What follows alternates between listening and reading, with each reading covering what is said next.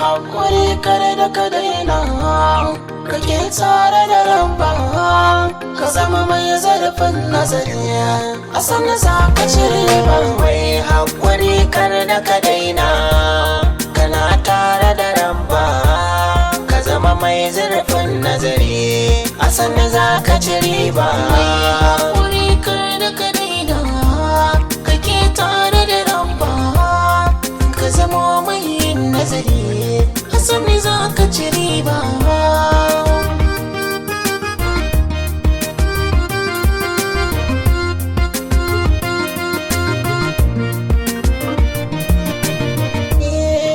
Nake sawa fari sarkin da shi ne, sarkin sarakai shi ne ɗai Allahu ya rabbani.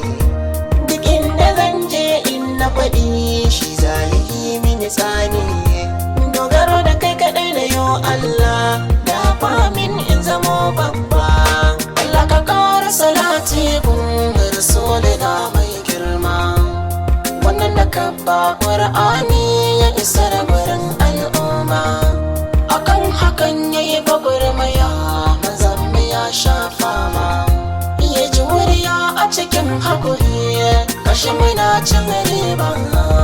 Mun zo a yau za mu yi waka, haƙuri muka ɗauko, bayan dogon nazari muka gane shi ne farko.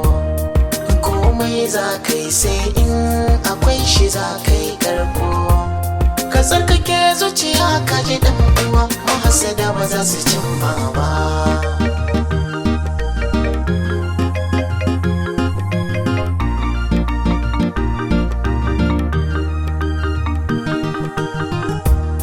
Allahu shi ne ya faɗi cikin Qur'ani mai girma, inna Allaha ma'as sabirin, wurare na ji su da dama.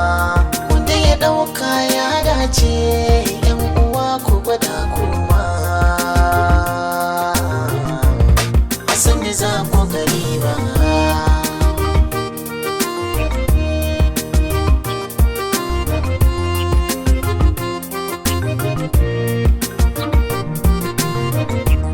Wanda ya yi ma abin sharri, karkabi shi da sharri, kai kuma yi masa alkairi, sai ka kai labari. In ka zamto cikin hakan, shira a yi maka tari, ko da husuma ce ta haɗa, ko ba za ka zama rasa shaida ba.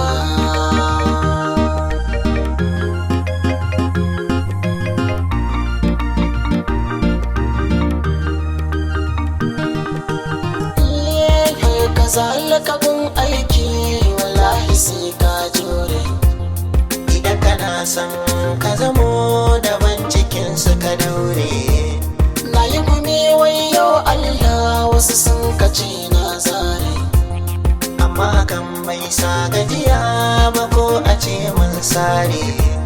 Manyan masu suka zama jego, gare masu yau daure, su suka ce mana sanna a sanna za mu zama a sahun gaba.